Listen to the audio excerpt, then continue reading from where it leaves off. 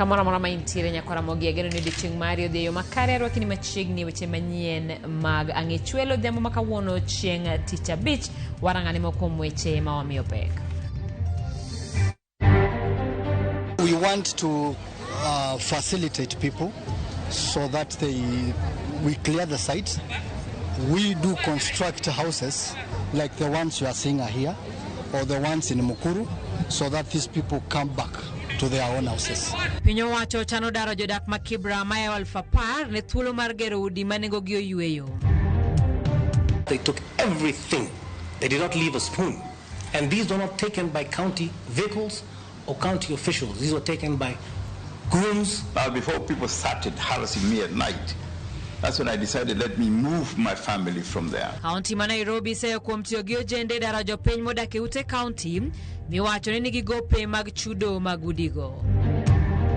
We are very, very ready and prepared as the hospitality and tourism sector to host the expected huge number of visitors in the region.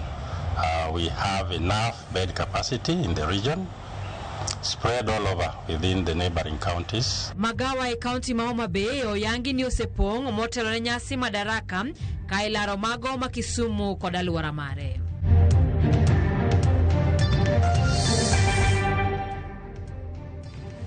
Namba wa mar ote machuo kenari adek auchiel nono kao kamano bende waidore e mbui mag oganda achiel kachiel yudo kanyo e mbui mar YouTube, waidore e mbui mar Facebook, mbui mar Instagram kachiel kod mano mar X kod TikTok.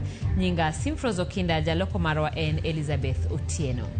Kawachako en Jatend Piny William Ruto oramo ni onge dok chien e chenro mar gero ute manengo gi oyueyo ne jopiny. Ruto ne olero mage seche mane otimo limbe e ute ma high rise e kar chung'o od bura malang'ata kama chenro mar gedo dhi e nyime.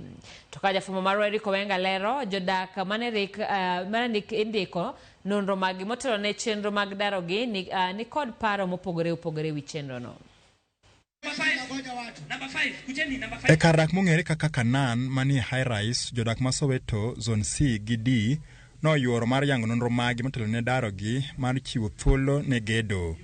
Chenro mar yango nonro ni nochak tich ariyo mar jumani, kendo jopiny ne gombo ng'eyo adieri kapok giloko kar dak. Ila ya kwamba tumeambiwa tukisave mpunde zitakapoisha ndipo na watu wakaweza kupata nyumba, kila mtu kama atakuwa amesave kulingana na kile kiwango atakuwa anataka. Kuna verification, kila kitu unaangaliwa kama kila kitu iko sawa, wewe ni mwenyeji kama unakaa, kuna machief, kuna area polisi wenye kwa area ambao wanatusaidia ili kila mtu ambaye anaishi area hii aweze kufanikiwa na kujua anaishi mahali hapa. Dispute ukiingia pale unaangaliwa, wanakuambia uko na dispute. Unapewa karatasi ya kwamba enda kwa dispute. Ukifika kwa dispute ukishapeana ID, wanakuambia utatumiwa text. Text gani utatumiwa? Na hii kitu imefanywa hata sasa tuko Canada sipo? Sasa hiyo ni phase nyingine na jengo. Kuna watu wamewahi fanywa hivyo hivyo. Hiyo njia moja ya kuacha watu nje. Sawa sawa. Kwa sababu mtu atakwambia utatumiwa text. Na once exercise imeisha, mimi nitaenda kwa ministry kwa PS nimuulize ya kwamba kuna shida hapa, ndampata wapi? Jopiny mopuodhi kendo ma oyangi nonro margi kaka jodak ma hie ma Soweto C gi D ne yudo card ma oting'o nonro magi duto. Number 5, number 3. Bang' tieko puodhogi, igeno ni jodak maromo 10,000 biro dar mar chiwo thuolo mar gero udi manyien mondisore, chenro mabiro kao thuolo maromo higni 2 kama. I think after sasa tumepata hizi kadi, tumepeana namba zetu, ndio tutapewa notice ya kuhama. Kuhama tunahama immediately once government remit pesa kwa accounts yetu. Lazima mimi nitatoka kwa nyumba, kwa sasa usipo remit pesa kwa account mimi nitaenda kuishi wapi? Have to get money on my account. Because nitafute ka nyumba kingine mahali nikae. But hapa kuna watu tulitoa hapa. Kuna watu wanaongojea hapa. You know what we do? We clear the site, we construct, we bring the people back. So we resettle the people where they were originally, right? So here we have people, we have beneficiaries here, around 4,000 beneficiaries. We have 4,000 units plus here. Everybody will be catered here, those people who came from that site. E kinde mane nonro ni dhi nyime, Jatend Piny Ruto ne otimo limbe ma apoya kae mar luwo kaka chenro mar gedo e Soweto B dhi nyime kaachiel kod ndikruok mar jodak ma Soweto C gi D. Tunaelewana? Kwa hivyo Hii kazi tunamaliza ya enumeration ilikuwa ikamilike Jumamosi, lakini nimeambiwa ya kwamba wananchi bado ni wengi. Kwa hivyo nimesema iendelee kwa siku ingine 2 mpaka kila mwananchi afikiwe. Jatend piny noramoni onge dok chien e chenroni kata kodoko ni pinge kamano. Utaishi kwa hizi manyumba bila ya wewe kubaguliwa kwa sababu wewe ni mtu wa kutoka jamii fulani. Kwa sababu Kenya ya ukabila ni Kenya ya aibu. Tunataka tuungane sote kama taifa moja. Na kazi yangu kama rais wa nchi ni kuunganisha Wakenya wote. Tukae pamoja kama ndugu moja. Tuache siasa ya migawanyiko na chuki na hasira na makasiriko na ukabila. Sisi wote tuishi kama ndugu moja. Watu wa Kibera, jameni, mtanisaidia tuunganishe Wakenya? Munasema tuungane ama tutengane bwana? Chenro marbero lwasi mardak noganda jo Kenya koro medo yudo jip mokalo. Tok piny owacho ramoni oganda modaki kuonde dak mongokore kaka Kibera koro nyaka lok ngimagi kendo gie sani maromo oganda gana 10 ibiro golo kae mar chako gedo manyien nogandagi. Eric Owenga, Ramogi TV, Kibera, Nairobi County. Kama na nyeri kwa wenga kawadhi nyimeni 10 county ma Nairobi dhimbe legiriembo jopango mapoko chulo menda mag udi kata rent mag udi mag county no. Ekadak maudli thoth jopango moda ke udigo ochwalo yuak magi ewi ojende manore gi gige lweny mane or mondo riembie udigo mane oketho udigi kendo kwalo mwandu mekegi. Toka Joyce Oduor lero 10 county ma Nairobi geto choko menda maromo milion 150 mag gowi mar rent kowuok e udigo. Ma e kaka imuko dhoudi e kar dak maudli ahinya to ne jogo mapoko chulo omenda mar ute kata rent mag udi ma 10 county ma Nairobi. Weg udi gi dhogio moko kendo gikia gima ginyalo timo. Gidong ka gineno e seche ma ojende ma 10 county ma Nairobi oro dhi mbele gi timo tich mar riembo gi kowuok e udigo. Familia modaki kuonde dak 35 kama udi ma 10 county ma Nairobi nitiere koro odong malit tok 10 county ma Nairobi geto udigo nikech girem chulo omenda mag ota. Why would they break the seal?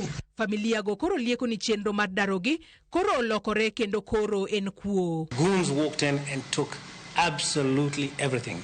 The first thing they took is my children's bicycles. After that they took everything. They did not leave a spoon. And these were not taken by county vehicles or county officials. These were taken by goons hired by the county and supervised by the county officials. They came for me. So now before people started harassing me at night, that's when I decided let me move my family from there. Vijana wamebeba silaha, vijana wengine ni wanakaa wakola, wengine wanaleta hata mapikipiki hapa ndio vitu ile dogo ya electronics wabebe. Kata kamano, jaten migao mochungne udi e county ma Nairobi Lydia Mutheu okwedo wechego. We were confronted by persons who had hired persons to prevent the lawful eviction that we were undertaking. So we encountered that in Karioko. In Woodley, one of the tenants had actually hired about 50 persons and closed them in the compound. So when the eviction team was progressing alongside that street, those people were unleashed on the county team. We suffered injuries. Our vehicles were damaged. Jatelo no bende okiro oko winjruok mar rucho oko gowi mar rent mane jodak go keto kod gavana machon ma Nairobi Mike Sonko kowacho ni sani winjruok makamano onge tiende. Let the court determine, 1, about the waiver, and 2, about monies that were paid in court, why they're not included in the final computation of our arrears. That way, when the Gazette notice that was published, you do not see a period. So it's not clear it covers which month to which month, from which date to which date. Because it doesn't tell us whether it starts in January to May, June to July, it doesn't say. So it is not actionable. So as far as we are concerned, that waiver is not something that is that has the force of law. Nyakagiesa ni chung Martin County ma Nairobi to en mane. If you pay your rent, nobody will ask you anything. You will have what you call quiet possession. Yeah, quiet possession of your house. Just pay the rent. Joyce Oduor, Ramogi TV. Meni jotelo magute thieth mitayo kod utelamo e boma bul mar Evangelical Alliance of Kenya ochiwo poch gi pak ne jatend piny William Ruto eneno ni gopegi e bwo kuma mar thieth mar sirikal ochul. Jodolo go manolimo jatend piny kar jot mare olero ni okumba mar thieth tiyo mayom kendo jopiny yudo thieth e yo makare. Welcome to this meeting. Jatend piny William Ruto no bagoro mekar jot mare Nairobi kod jotelo mar riwruok kanise boma bul mar Evangelical Alliance of Kenya mar twak ewi okang' mosego kod okuma mar thieth mar SHA. Us will be committed to support the government of Kenya. Jodolo go olero ni gopegi osechul kendo gin kod winjruok makare kod tend SHA ewi chudo modong'. I'm here to confirm that SHA is working and it's working 100%.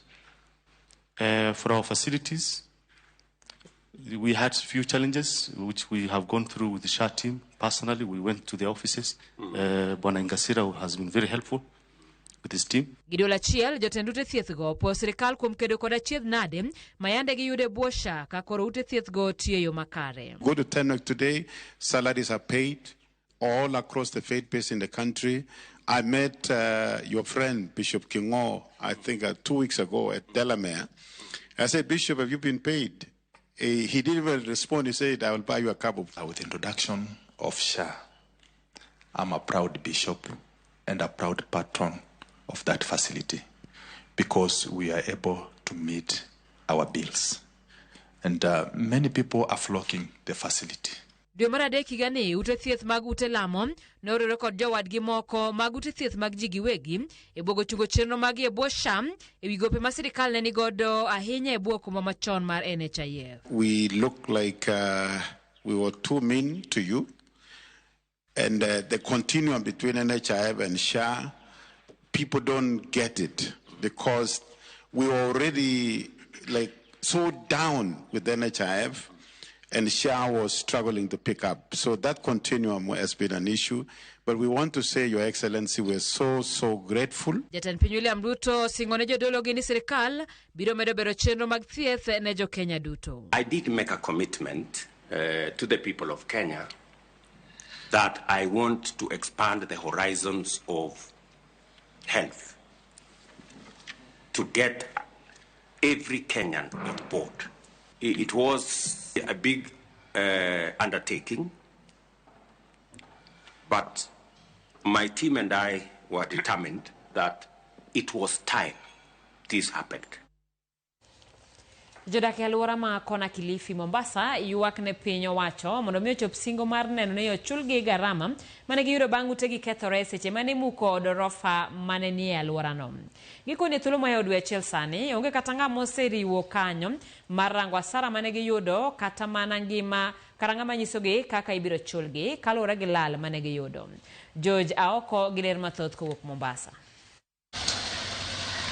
En alwora makona Kilifi e od bura ma Mvita Mombasa. Ma e kama ne apisas mag piny owacho biro kanyakla mar ruombo piny od gorofa 11 gi Miruti bang' odno leng'ore nyakuchiel kendo keto ngima jodak e kind Akuru gi Sumbi. To kata bang' udi mani alworano kethore kaluwore gi Miruti manuti godo e lwaro odno, jodak e alworano koni sani gidong' gi midhiero kaluwore gi kethruok margi. Kila flat kuna wengine wamelipa 40,000 kutengeneza, kuna waliolipa 52,000, kuna wenye flat ambao hiyo that month hawakupata rent. Kwa sababu vipi waumize tenants wao, na pia na alafu serikali wakatu promise kwamba wata reimburse, which ambao mpaka sasa haijakuwa. Wakati uliporomoka, milango zingine zilifyatuka, zilikataa kufunguka, zingine zilivunjika locks.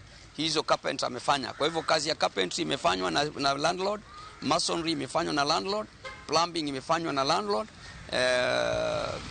kazi kama hizo. Na glassworks inafanyika mpaka sasa inafanyika. Na kwa hivyo imekuwa damages, hata tenants ilibidi waondoke. Nimekaa nje kwa muda wiki 2.5. Tulikuwa tunaishi kwa nyumba za Airbnb na mpaka sasa hatujakuwa refunded. En ywak mabende ochwal gi moko kuom jo ohala mane loko e alworano makoni kata bang' dar kendo gero vibanda mamoko. Tend kaunti ma Mombasa ne ochako monjogi kendo muko vibanda go mane giyude konyruok. Watoto wako shule wanasoma college, secondary na wengine wako lower classes. How do we survive? So tutaishi vipi? Baada hiyo hasara haijaisha, mwezi hujaisha, tayari tumebomolewa vibanda. Tutaishi vipi sisi? na macho yangu yote, kila kitu, akili yangu yote ilikuwa kwa hiyo biashara moja. Ishaenda huko nyuma, nimepata hasara, sija recover up to date. Tutapata usaidizi upi? Maisha yangu ya floringi na vibanda vyetu vimevunjwa vya mama zetu. Sasa tutakula wapi sisi? Na sisi tunategemea vibanda. Utalikuwa kivipi? Na vibanda vunjwa, kina mama zetu wamevunjwa vibanda vyao. Wana mbele wana nyuma hawa. Wale ndio walipa watoto skuli, walipa watoto skuli, walipa kodi ya nyumba, ndio mambo yote, ndio chakula chao pata pale. Serikali mpaka leo hii hawajakuja hata mmoja hajakuja hapa.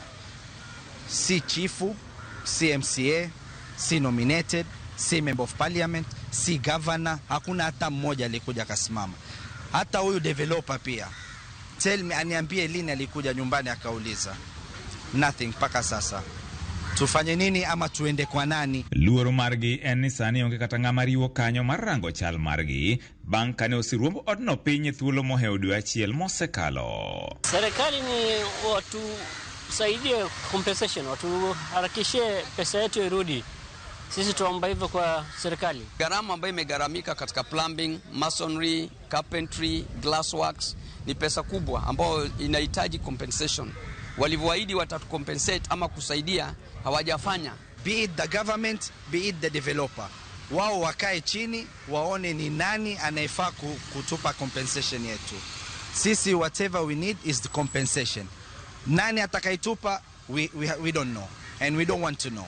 George Aoko, Ramogi TV, Mombasa. Jatend duond buch Wiper Kalonzo Musyoka oseo jatend migepe pachoka Musalia Mudavadi ewi siro kang' mane piny Tanzania okawo mar geng'o ne okinde kaachiel kod jokenya makedo ratich oganda donjo e pinyno. Kalonzo mane loso Mombasa koni onge ratiro mar chik mane jogo mane ogeng'negi orocho kata matin kolon Musalia kaka jatelo mochung' ne weche mag pinje maok e pachoka emane onego kawo ong'ala manyime mar kwedo tim makamano.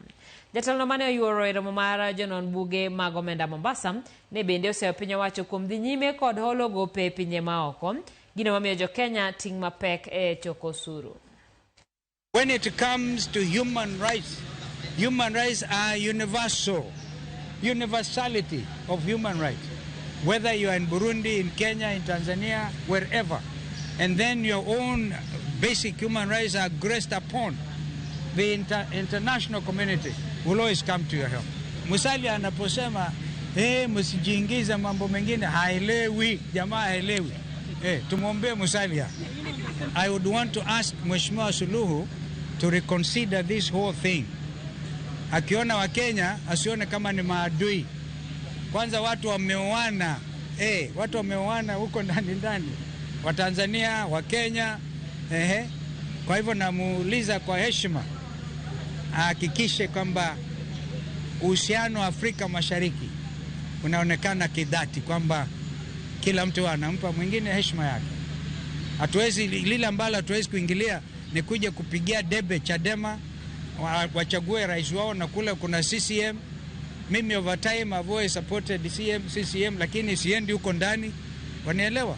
Lakini when Kenyans are arrested, then it is a responsibility of every nation to stand up for their own citizens. Board mar kar thieth ma Nairobi olando yiero mar Felix Osano kaka jatatije mar kar thieth no. Osano sebedo ka omako lemono e yor kojolo chakre dwe mar 11 higa mokalo. Motelo ne mano ne director mar chwalo mwandu en kod lony malo higni 17 sekta mar thieth e pinje Afrika kod Asia. Osano bende gisani tiegore weche mag telo makare mbalariany ma USIU. En kod masters e weche mag ohala koa e mbalariany no, degree mar ohala kowuok mbalariany ma Daystar kod tiegruok mamalo e weche mag telo ne migepe moyudo koa mbalariany ma Strathmore. Osano kawo kar James Nyamongo mane otiyo kaka jatatije nyaka dwe mar 12 e higa mokalo.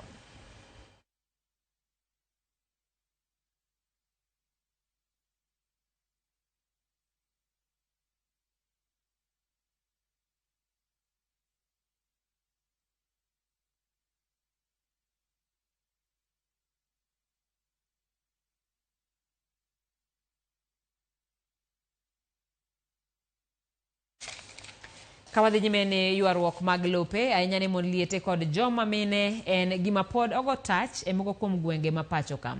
Mae ne omiyo tiegruok makende otime sub county ma Kisumu West e gwenge mag Nyahera kijiwo rwako chik maneno ni mine bende opogne gi lowo kendo we san mon liete ne weche mag lowo. Jailieta ni kod mathoth. Mond liete ma pacho ka pod medo kale midhiero ka imayo gi lope ni mar jopiny pok orwako chike mag lope ahinya mago momiyo mine ratiro mar bedo gi lowo. Ka chuoro setho to jomoko biro ni chuora ni puodho no oseusi. Koro katemo luwo ka dhi koni gi koni to ng'ama dewa onge. Mae en mana achiel kuom mine e gwenge ma Nyahera ma nonro yango ni buche mag lope odhure ka thoth mine kia kaka gilu buchego motegno. Tach nowuok e Kisumu mangima ni Kisumu West sub county giseme nigi shida mag lope issues mag succession. Wayudo ni mond liete gi nithikie poko timo succession e lope mag kweregi gi lope mag chuo gi manosenin. E tiegruok manonywako jokanyo mopogore e weche momakore kod chike mag lowo, jodako yudo puonj kata bed ni jomoko to pod omako chike machon. Iyudo ka wazee moko giparo ni wamama ok onego bed gi haki mar bet gi lowo. Koro ka janyuol otho to giriembo nyithiwa manyiri. Giwacho ni gibed gi lowo. Nitie joma oyie gi wach mar miyo joma nyiri lo kata joma mine lo, to nitie jodongo moko ma pod tamore ni mano ok nyal timore nikech mon ikendo ga kuonde mopogore opogore. Koro giwacho ni gidhi gi yud pok margi kuonde mokendgi ego. Nikech jowa gi opuonjo jowa kendo wang'eyo adieri ni kare chikewa machon onego wawe. Chikewa machon ne wacho ni ng'ama miyo mama ok bed gi title deed. Kare wayudo ni kare en gima ne idiya jogi to chik dwaro ni ng'ato ka ng'ato kata kitimo succession e dala to title deed bire nying mama e kopogo nyithinde. Moko kuom joma ne ochopo kanyo orwako puonj mag yudo kod ler e luwo weche mag lope mosebedo ka chando gi kuom kinde ke apis ruoth mag gweng'no bende ojiwo jopiny omany kony kowuok e apise piny owacho mopogore opogore. Ka chifu Nyahera okonyowa kendo anamor ni jolandesa kaka nosemako bada gin jolandesa biro konya mayud title deed e lweta. Aher mondo mi gik moko matimore e pinje moko mwaneno kata gwenge moko mwaneno mondo timre e North Kisumu location ka nikech offices wan go ka mar chief gi gik moko duto te wantie godo ka. To shida mosebedo go te Nyahera mek lowo gidog piny kendo akwagi wananchi ni gik midhi nyisgi kowach ni gitim follow ups offices mek sirikal gi kik gitamre gidhi offices mondo gimwachako ni obed gi kone maber makwaro mo bang'e to jo mor kendo giwacho no okonygi. Agi duto gino ma podi med par ne jo Kenya en ni ji duto monywako nyaka mine kod mond liete nigi ratiro mar bedo gi lowo. Ani e piny manyien gi chike manyien miyo kata ng'ama dhako obed ni churi ngima kata churi osetho intiere gi ratiro mar lowo. Jailieta, Ramogi TV. Jopuonje manie bwore ruoge mag Kupet kod Nat okon mondo dar oaye gwenge mag Kerio Valley kalore gi arita kwe monjaore mikelo gi kuo mag jamni. Kotelnegi kod jagoro mar Kupet Paul Biwot kachiel gi jagoro mar Nat John Chiberi giwacho ni jokanyogo ok bidok tie gwenge mag Kerio Valley nyaka jiw kwe e gwenge go. Magi biro bang' nek mar Father Lois Cheriot Bet mar kanisa Matot mane ogogi magina mowito ngimane kod achich mag kuo jamni e gweng' ma Marakwet. Na hapa Kupet sisi tumekubaliana mashule zote sifanyiwa nini? Sifungwe. Na hatutarejelea mambo kama haya mpaka serikali kuu wakuje, na tunamwomba rais hata yeye mwenyewe. Sisi kama wa Marakwet, when we voted you in 2022 na hata mimi nikiwa kiongozi wakati huo niliamini kwamba mambo ya insecurity kule Kerio Valley itaisha. Na tuliamini. Na tungeomba tu rais wewe rudi kama vile tukiwa kule Tot wakati ule wa maombi na ukatuhakikishia kwamba hatutakuwa na mlio ingine wa mapunduki katika Kerio Valley. Na tungeomba kabisa hii mambo ishe wewe uwe kiongozi ambaye unatuchali sisi kama Marakwet. And I remember there was a time niliweka hata kwa social media that once people from Marakwet wakisha sema ni huyu, wewe unakuwa hivyo tu. Na hata tunasema rais mwaka wa 2027 wewe pato unamaliza tamu yako. Utamaliza. So tunakuomba tu tusuluhishie mambo kidogo ya Kerio Valley na tutakuwa pamoja nawe kila wakati. Ramogi kanyo wadoni monmi wakao yue mokuongo chenro en marangi chuela enoka otodonjo ka aunyo news maler kan gi Nancy Frida ma Gonzaga Wood Kopanga Boda nitiere county ma Migori and director Konims Academy Kabondo amor kod chenro Ramogi choponwa eyo makare rokamana inyako otemari Levis Orwaka Nikolanya Ramogi leri wacho kamano beno kanyo ka Kevin Ochieng wacho neno weche manyien eyo makare kawuono chieng' tich abich med manakelo no weche manyien Ramogi ler neno kanyo ka bende John Otieno wacho Ramogi ler e gwenge mag Nyamware ka waneno Ramogi eyo maler weche manyien choponwa koni rokamana nyako Ramogi waringo wadhi yo matin sa achiel gi dakika 23.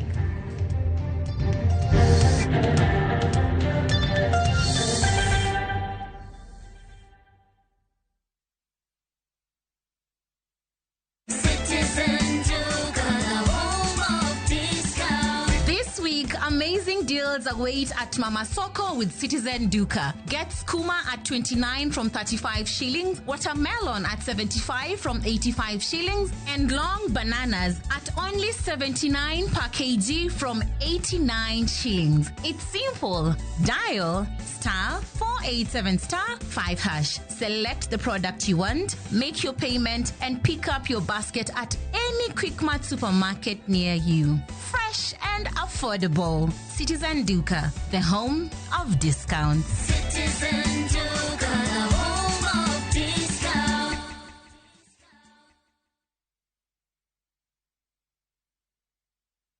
Royal Mabati Factory Limited, dukani achiel kende miyude rang'iny mamalo magoyo itado makare. Yud offers mawan godo ka ichulo atamalo 40, iyud mwandu molosi chieng'no. Yue mos dala ka wakelo ni nono maonge chudo nyaka e dhot. Gochnwa e 022-633-833. Tim order kokalo e www.royalmabati.com. Weche kod chike mantie nyakalo.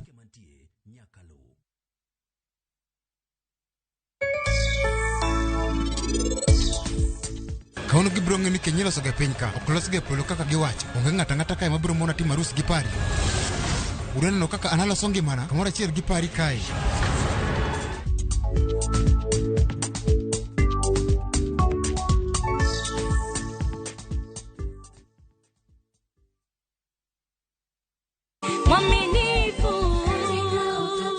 Ei dwe mar abich, wabiro timo nyasi mar dialo World Adventurous Day.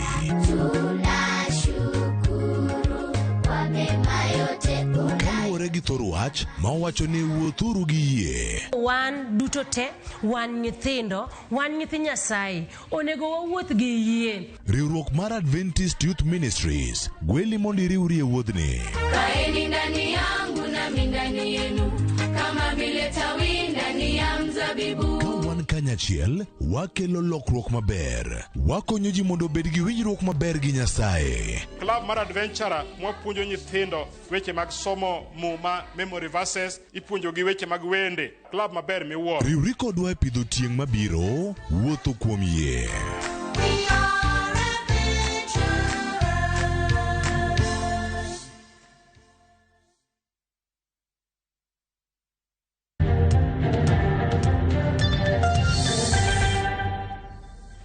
Machiegni kendo migao mar arita ywak ni chenro mar dhi ndiko obila maromo 10,000 e ikomo manyien dhi gore e Luanda kaluwore gi pok mar omenda mapuot ma omigi kod migao mar omenda. Migao mar arita onyiso komiti maloso budget ni kaluwore gi kwan omenda ma oket tenge ne budget manyien gidhi mana ndiko obila 5,000 kende, kwan ma giwacho ni piny mokalo. Jafwambo Chris Owino ni kod mathoth. Geno mar piny owacho mar ndiko apisas manyien mag obila maromo 10,000 nenore kama dhi muonyo pi kaluwore kod nok mar omenda e budget manyien ma idhi som dwe manyien kod jatend migao mar omenda John Mbadi. Jakom komiti mar od bura mochung'ne weche mag arita Gabriel Tongoyo onyiso komiti mar od bura mochung'ne loso budget ni sirikal dhi mana ndiko e tich obila 5,000 kende kaluwore kod rem mar omenda maromo bilion 3.4. Police recruitment, Chair, had dropped that we want to recruit 10,000. But the budget we have now support only 5. And all of you know that we have never recruited for the last 4 so years. And we are making a plea before us here, before you members, that you look as an additional 3.4 billion so that we can able to realize the recruitment of the whole 10,000. And so that at least we'll be in a better footing and space toward preparation for the election 2027. Tongoyo okwayo kweth motelne kod jaod bura mar Lego Usonga Samuel Atandi mondo ng'igie kod wang' mamuol e dwaro margi mar medo kwan mag obila madwarore. Chenro mar obila matimo apedha moyedhi e gwenge ma jonjore ogoye tach bende nyalo dhi rochore poni od bura okomedo migawo mar arita bilion 8 e budget manyien.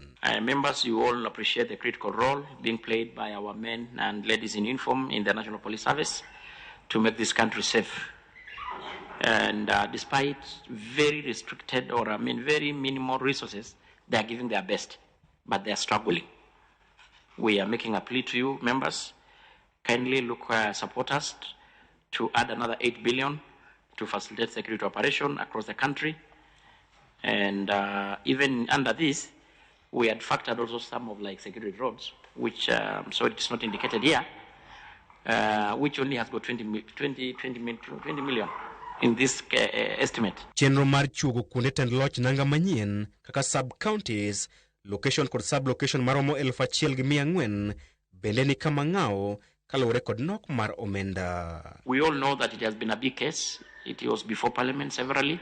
All of you here has got either a sub-county, a division, a location, a sub-location, including even one we did open in Narok recently called Amalo, belonging to one of my colleagues here and many of us here. And last time when I presented a statement response before the House, I told you that we need 2.4 billion to realize operationalization of all these units across the country without additional, gazettement. And we only have got 500 million provided in the budget. Chris Owino, Ramogi TV, Nairobi. En mone jopur niang mapachoka tok Kenya Sugar Board medo negi mit tok medo nengo nyiew niang nyaka shillings 5,500 e tan achiel kowuok e shillings 5,300. Kochakore tarik 26 dwe ni jopur niang biro chako yudo omenda ni tok puodhe kod komiti mapuoyo nengo niang. Nengo ni ing'iyo kaka yor jiwo kendo chiro sekta mar pur niang kendo neno ni jopur oyudo omenda ma owinjore gi yudi ne pur margi. Jagoro mogire ne migawo mar pur Kiprono Rono ochiwo milome ne kembe niang duto 15 moting'o manyien moket e lwet ji giwegi mondo luw kendo chul jopur nengo ni manyien e wang' sa. Sirkal dhi nyime kod keto chenro mowinjore e kaunti ma Homabay ndalo 8 kende ibago nyasi mar Madaraka Day ma higani tarik 1 dwe manyien e lap tuke mar Raila Odinga e boma ma Homabay. Riwruok mochung'ne weche mag limbe e alwora mar Nam Lolwe kata Lake Victoria Tourism Association bende oyango ikruok ma gin go mar rwako welo mabiro yuoro e nyasi mar Madaraka Day ma higani. Jatatije maduong' mar riwruogno Charles Kataro wacho ni giseikore malong'o mar neno ni welo mathoth Yokor Mogi watimo mos mano report mopogore kod mane wawacho kanyo ero adwani mondo mi wadhi nyime kapod waloso report mar county ma Homabay kama riwruok mar jodongo Luo e bwo riwruok margi mar Luo Council of Elders orwako mokalo limbe ma jatend piny William Ruto ma odhi time county ma Homabay motelo ne nyasi mar Madaraka. Jatend piny William Ruto juma manyien biro yango chenro mag dongruok mopogore ma sirikal timo e county no motelo ne nyasi mar Madaraka. Jodongo go orwako limbe makamano ka gikone jodak ma Homabay kod oganda Luo mawuok e counties mamoko mondo bi owuog oko mar rwako jatend piny ka ginyayo kwe e kinde limbe no.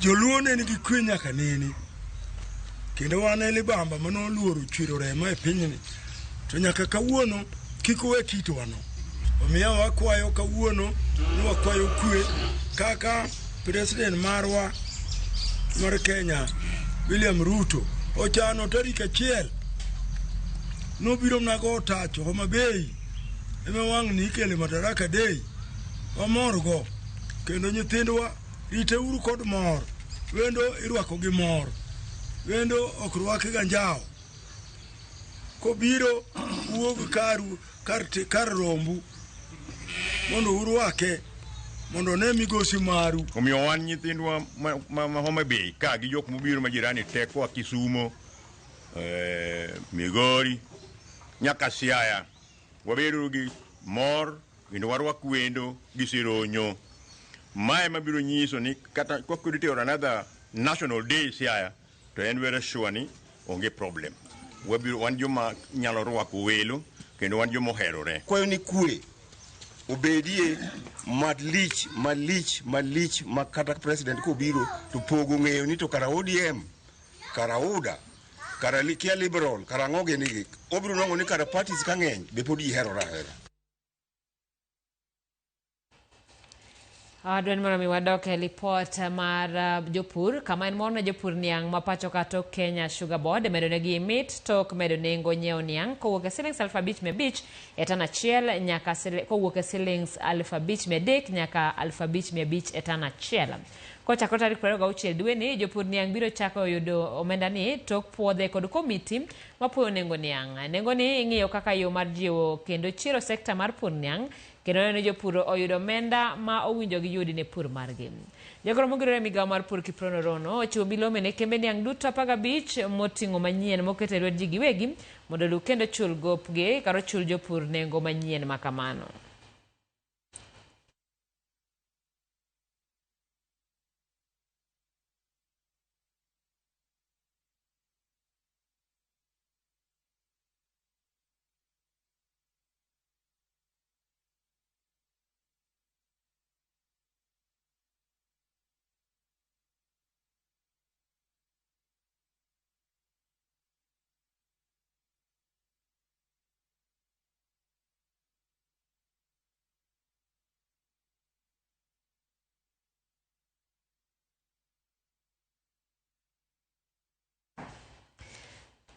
Jaod bura ma kaunti ma Homabay Joyce Osogo Bensuda kod jaod bura ma Embakasi East Babu Owino jiwo jotelo e gwenge ma Kaluo mondo oriwre mar konyo ting'o malo rang'iny somo e gwenge ma kono.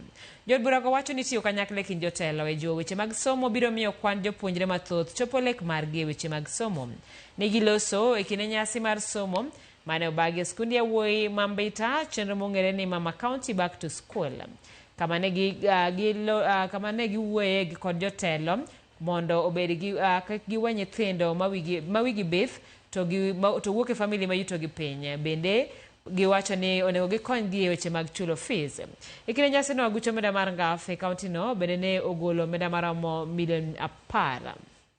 Bursaries today of over 10 million. In education support service, I've taken students for driving school. I've taken students to NETA. I've taken them to VTC and TTI. I've sponsored university students. I have PWDs under full sponsorship. Today, I'm giving these students bursaries 5,000 shillings each. Do not give up on this child. Success is failing severally and succeeding eventually. Failure is part of success. It is not the opposite of success. Hawa watoto wenyu wapeleke kwenye vocational training institutions. Wapeleke wenye wanaweza kuwa plumber, wawe plumber.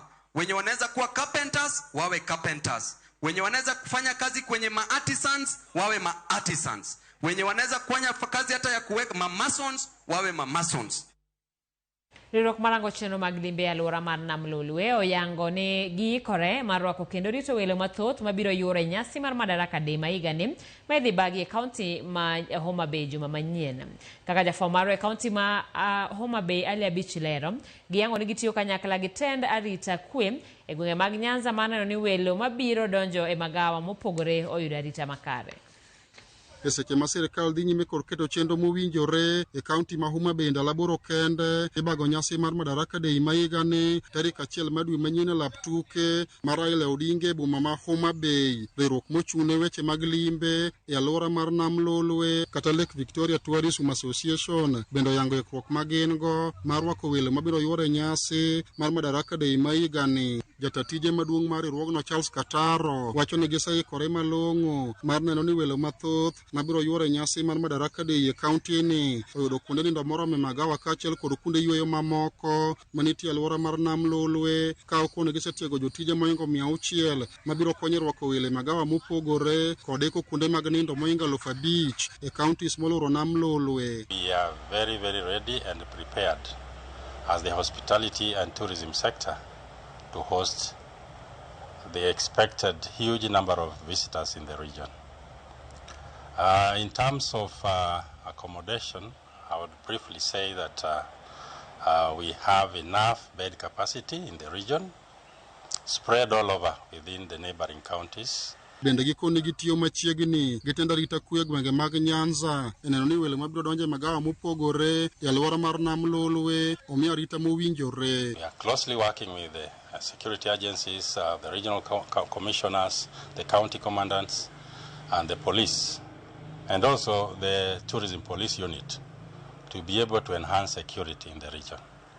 Therefore, we want to assure those visitors who are coming, both from outside the country, that security is guaranteed. Kendo wago erokamano ne migawa mose mantiere alwora mar Nyanza mose tiyo maber kabisa gi sirikal mondo oket arita kwe mag welo ma mabor kendo jotije mag migawago oseyudo tiegruok mamalo. Gikone gimor kod ikruok ma sirikal oseketo motelo ne nyasi mar Madaraka Day ma higani midhi bagi e lap tuke mar Raila Odinga kane gijiwo welo mabiro yuore nyasi ma kamano mondo oti kod thuolono mar timo limbe e kuonde ma ywayo wang' jolimbe e alwora mar Nam Lolwe. To sama ubiro wuoth e dala ma Homabay kubiro e nyasi mar Madaraka, wakwayo ni be kik udog dala kapok uneno kuonde mopogore opogore Homabay County gi alwora mare. Wadar rwako jo Kenya te kendo wanyisou ni oganda ma jo Nyanza oikore gi hotende madhi rwako wendwa, waikore gi jotijewa madhi rito welo mosetiagi kendo gin gi ratiro mar rito welo kaluwore gi barupe ma gin godo manyiso tiegruok e kiwango mamalo ma gin go, kendo transportation bende ma within the region nitiere makare kaluwore gi kuma Homabay celebration dhi timore. Alia Beach, Ramogi TV, Homabay.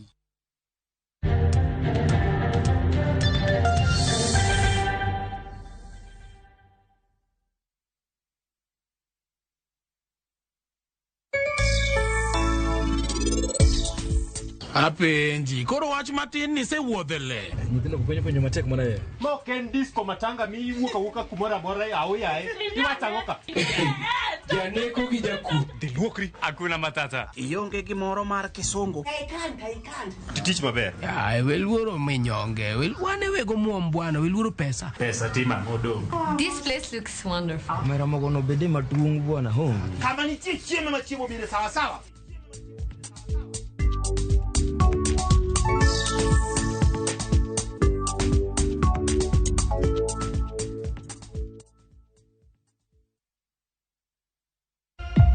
Tuo mar ringa mar remo kata sickle cell ni kod midhiero mathoth. Lit ma na winjo e denda, yani lit ma na winjo e choka. Rem bende en go ahinya. Sani koro kanya tigil morphine. Kata kotiyo go ok nya tiyo e denda. Methadone ma koro painkiller na. To bende nyalo thiedhe. The transplant is usually a bit more straightforward. Nitie jogo bende ma osechango ne tuoni. Test mwasetimo ginyiso ni tuo cha norumo kuome. Simflosokinda nono kendo kolo midhiero mag tuoni kaachiel kod ler mar thieth mantie. Chieng' ngeso tarik 24 saa 1 kod saa 3 otieno mana e Ramogi TV.